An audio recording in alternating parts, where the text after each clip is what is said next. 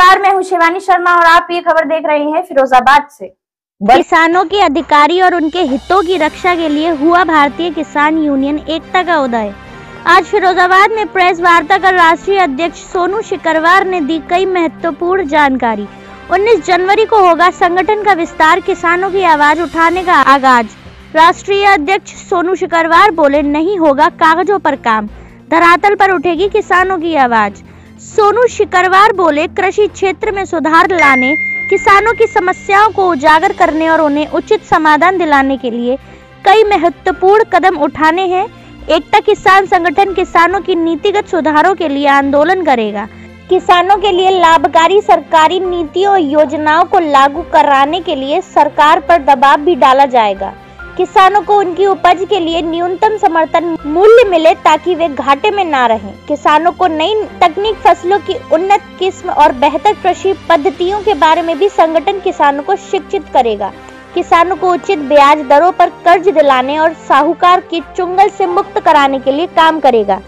प्राकृतिक आपदाओं, सूखा, बाढ़ से प्रभावित किसानों को बीमा और मुआवजा दिलाने में मदद करेगा।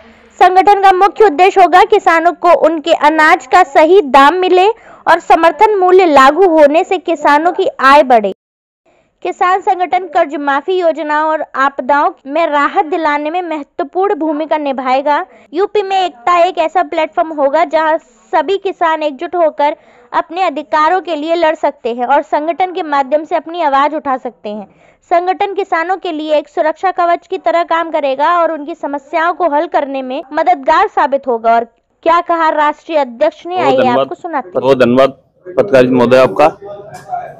आज प्रेस वार्ता थी हमारी और प्रेस वार्ता में किसान का जो हमारा नवीन स्थापना दिवस होने जा रहा है, उसी की संदर्भ में एक प्रेस वार्ता बुलाई गई थी। किसान संगठन इसलिए बनाना पड़ा कि मैं इससे पहले किसान के संगठन में ही काम करता था और लोगों ने सही तरीके से किसानों की बात ना मनवाने का काम सही से नहीं कर पाए, तो इसलिए हमने संगठन बनाया है। जब तक हमारा उद्देश्य पूरा नहीं होगा, किसान आयोग का गठन नहीं होगा और शिक्षा समानता नहीं हुई, तब तक हम लड़ाई अपनी जारी रखेंगे और ऐसे ही लड़ते रहेंगे।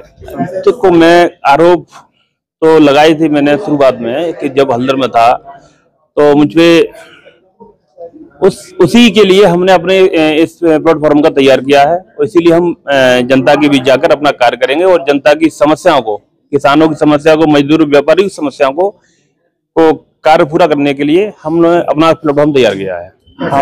हमारे किसान संगठन का एक मेन उद्देश्य जो है समान शिक्षा और राष्ट्रीय किसान आयोग का गठन जब तक नहीं होगा तब तक हमारी लड़ाई जारी रहेगी। हम लोग शांत बैठने वाले नहीं है। बाद बाकी हमारे सब राष्ट्रीय प्रवक्ता जी ने बताई दिया है आपको। अब तो लड़ाई शांत नहीं होगी जब तक हमारी मांग पूरी नहीं सरकार करती है।